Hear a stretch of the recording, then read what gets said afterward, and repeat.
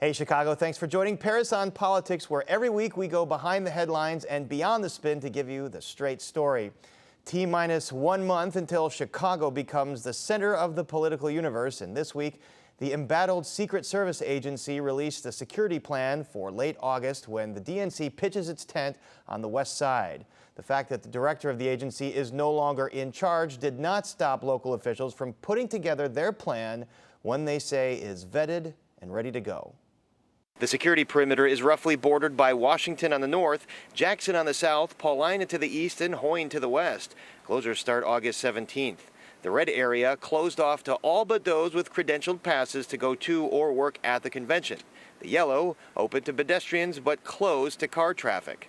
We have reviewed the security plan for the DNC and remain confident. Our plan allows us to adjust for any possible scenario. The U.S. Secret Service put the finishing touches on the plan amid turmoil in the agency. Director Kimberly Cheadle resigned after a contentious House hearing where she acknowledged the failures to prevent an attempted assassination on July 13th in Butler, Pennsylvania. But Special Agent in Charge Derek Meyer says it hasn't altered plans here, as he leads the same team that put together Milwaukee's RNC plan. Earlier this month, the Secret Service coordinated security for the Republican National Convention in Milwaukee and the NATO Summit in Washington, D.C. These events were conducted in a secure environment, and we expect similar results in Chicago. Protesters will get to march along Lake Street within view of the arena, but they say they're seeking access to Washington a block closer. Police Superintendent Larry Snelling says his department is ready to carry out a safe event and promises not to deprive summer weekend resources from other neighborhoods. We will make sure that the neighborhoods who need us the most, we will be there for those neighborhoods. We will be there for the entire city of Chicago. So I don't want anyone to walk away from here believing that this safety plan is just about the DNC. It's about our city.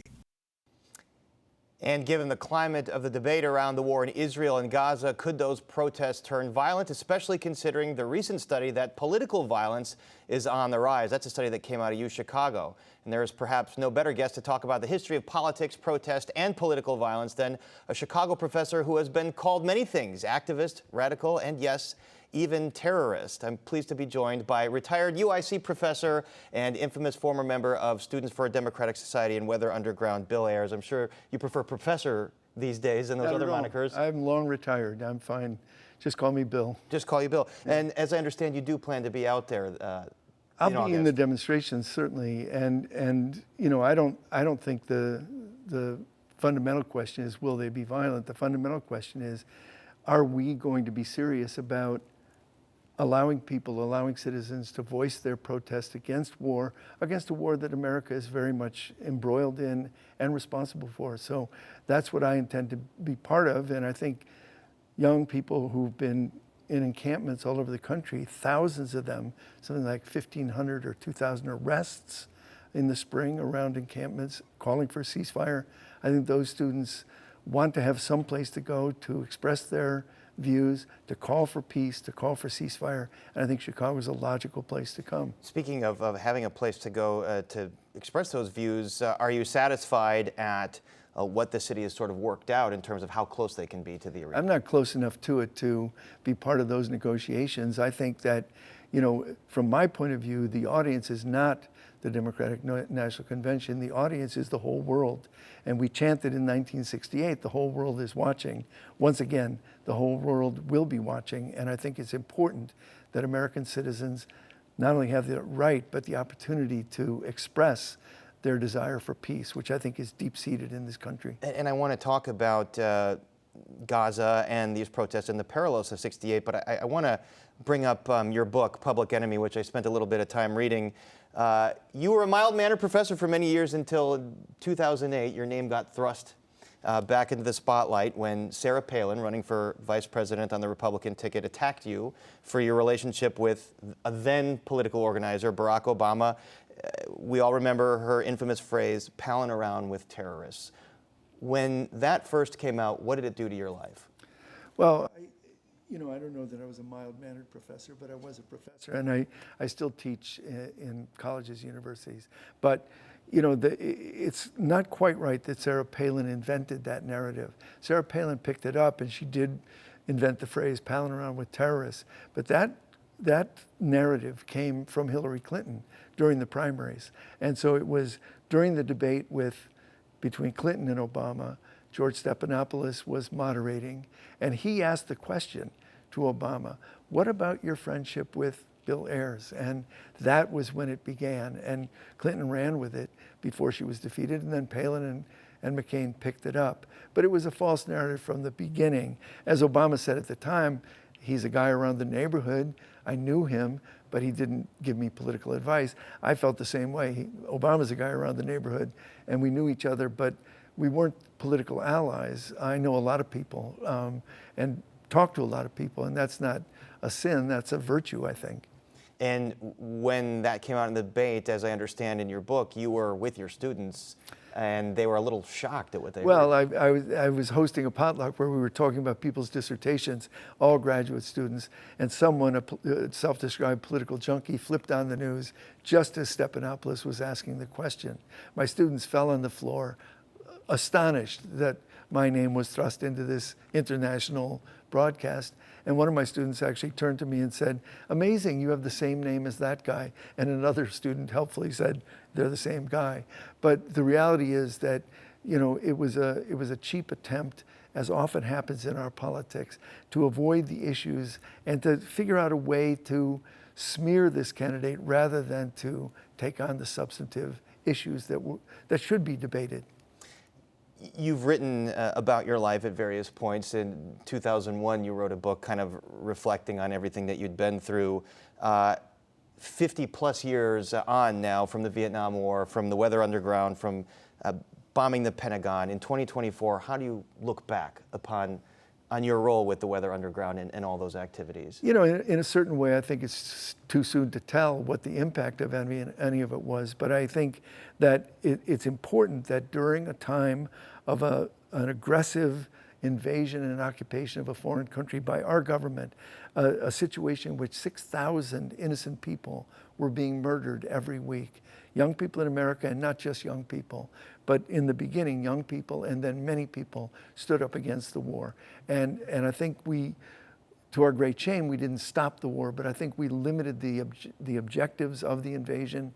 I think we were on the right side of history. And you mentioned that when you started your opposition, the country was pretty much in favor of the war.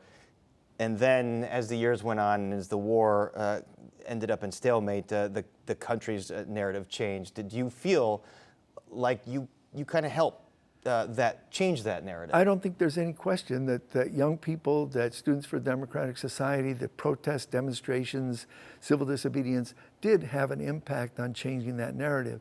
I think more important than that was the Black Freedom Movement, which was setting the moral parameters of the country at that time, came out not unanimously, but pretty decisively against the war.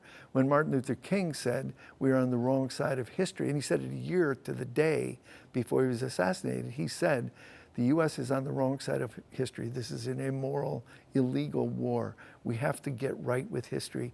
And Muhammad Ali said, I won't fight in the white man's army. I mean, it really, and the Student Nonviolent Coordinating Committee said no black man should go 10,000 miles away to fight for a so-called freedom he doesn't enjoy in Mississippi. So the black movement coming out against it was hugely important. I think even more important than that, perhaps, was veterans coming home and denouncing the war, denouncing what they were asked to do, denouncing what they were forced to do. I think that turned the tide. All those things sort of seemed like dominoes, and then Walter Cronkite, the anchor, going on and basically very publicly saying on the newscast that this war couldn't be won. I'm very curious. Today's protest movements are organized via social media, via message boards. What if you had social media back then? How do you think it might have impacted your movement? I have no idea, really. And it's important for me to say that I'm not nostalgic for a ship that already left the shore. I'm very much a person of this moment, and I am looking forward to being able to express outrage at what's going on in Gaza, outrage at the wanton destruction of property and people. And I think that we have a responsibility to tell our government to stop. The whole world will be watching. We should stand up and be heard. Speaking of the government agencies, you were on the lam for many years. The FBI had I believe, engaged in all kinds of misconduct in terms of investigating you, so they didn't have much of a case at the end of the day. You mentioned MLK. We know that the FBI was obsessed with MLK. What do you make of the quote-unquote surveillance state? And it seems like it's Republicans now that claim that intelligence agencies like the CIA or FBI are out of control. Well, I think that we should resist the surveillance state, and I think that free people should not be spied on, monitored, judged, assessed. I think that free people have the right to speak, to be. To me, the most outrageous thing going on today is that on American university campuses, police have been called in again and again and again in the last few months, rather than welcoming the encampments for what they were, which was education in the streets, education as it ought to be. Exciting time when people were learning and discussing and in deep dialogue. Instead of embracing that, universities almost unanimously called the police.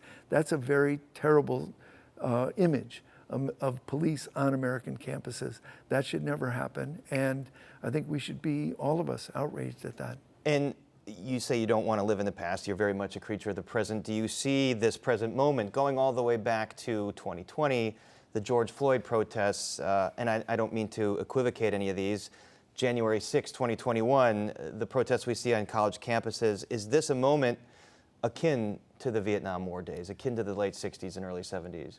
I think it's a phenomenally important moment. I think the overlapping crises of the environmental crisis, the crisis of empire, the crisis of capitalism, the crisis of racial reckoning, all of this is coming together. And I think it's a time when we can turn one way or the other. And I hope we turn towards peace, justice, and power our society by love rather than hatred and division. You're saying empire. Do you still believe that the United States kind of acts as an empire around the world? Because we should mention that the war in Gaza, it's kind of like a proxy war. The U.S. doesn't have boots on the ground, but they're funding weapons that Israel is using. Is this any different than Vietnam, or equally as immoral? Well, I think it's immoral without a question, and I think that Israel wouldn't be able to do any of the killing of 40,000 people without the United States funding them. So yes, I'm profoundly against that. But if you look at if you name this political moment, you said it was a proxy war in Gaza. I think that's a genocidal war. I think there's a proxy war in Europe.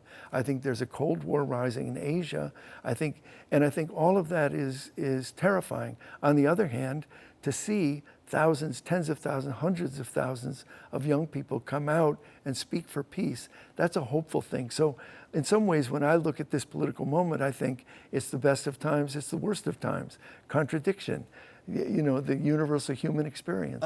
At the same time, and I'm not speaking for all Jewish Americans, but a good portion of Jewish Americans feel that there should be more sympathy for the hostages, the Israeli hostages that Hamas took. Are there bad actors on both sides here? I wouldn't say anything about both sides. Be careful with your Sure. with your rhetoric. All sides. But I think you're absolutely right that many people in the United States support Israel unequivocally.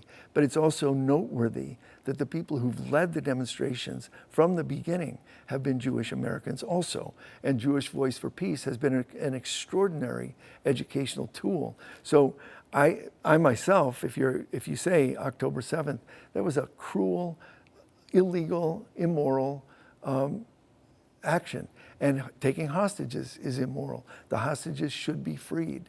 And none of that justifies a genocidal assault on a civilian population who were basically, for the last decades, living in an open-air prison. You mentioned war in Europe and Asia.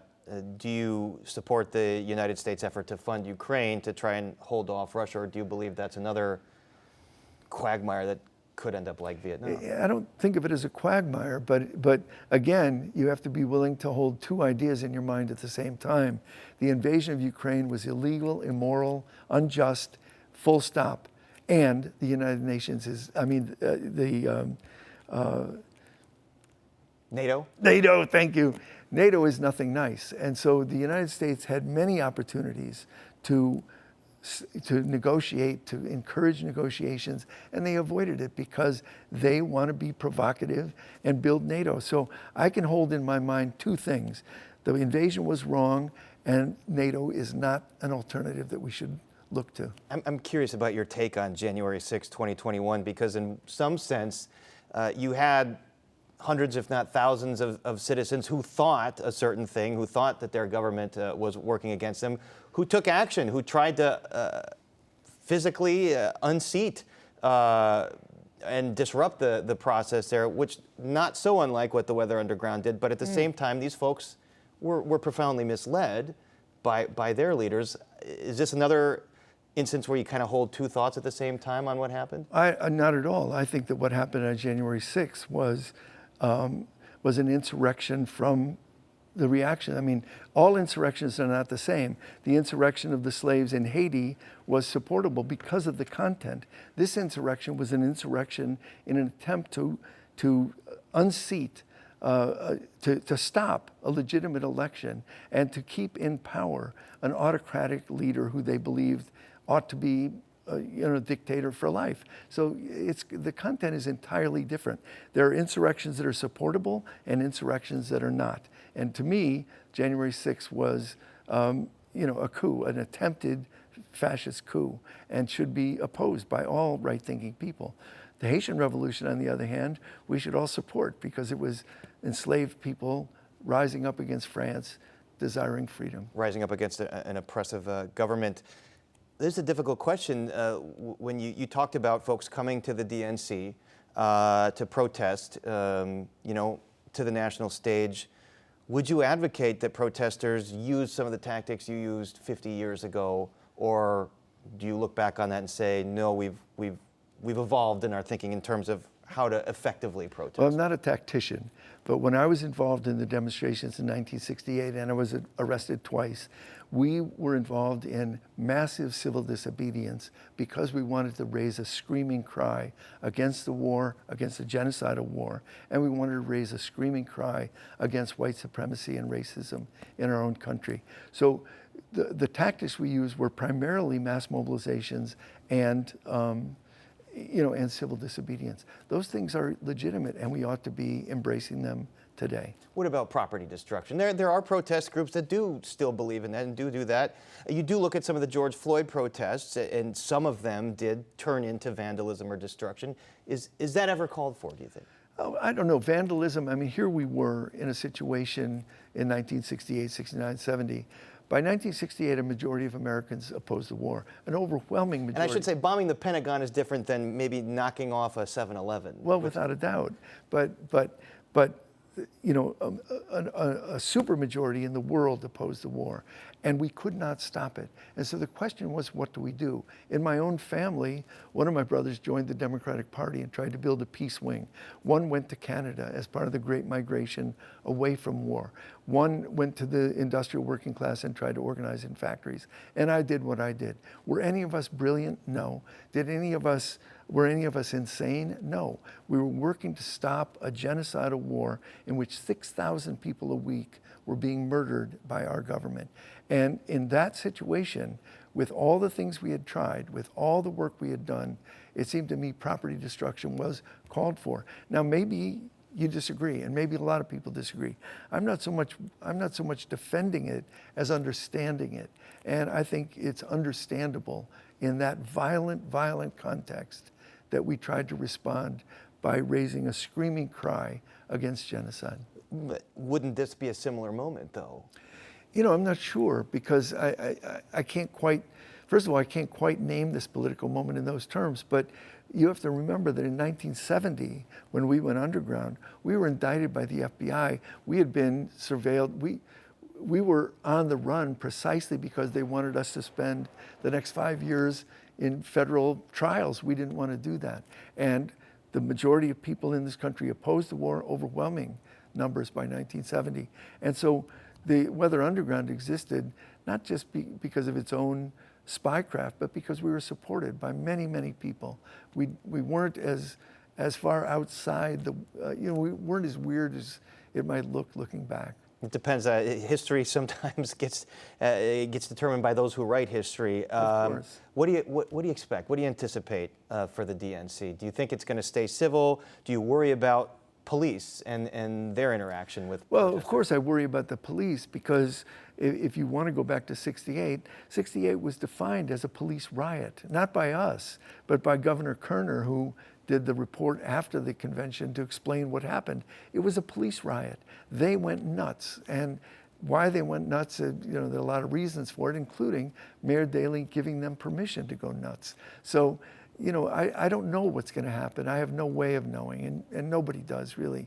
But what I hope is that the message of peace, the message of an immediate ceasefire, can be heard worldwide, and people can know that good people in the United States are calling for peace. All right. Bill Ayers, thanks for being here. Thank you so much. Great talking to you. Good to meet you, Paris. You as well.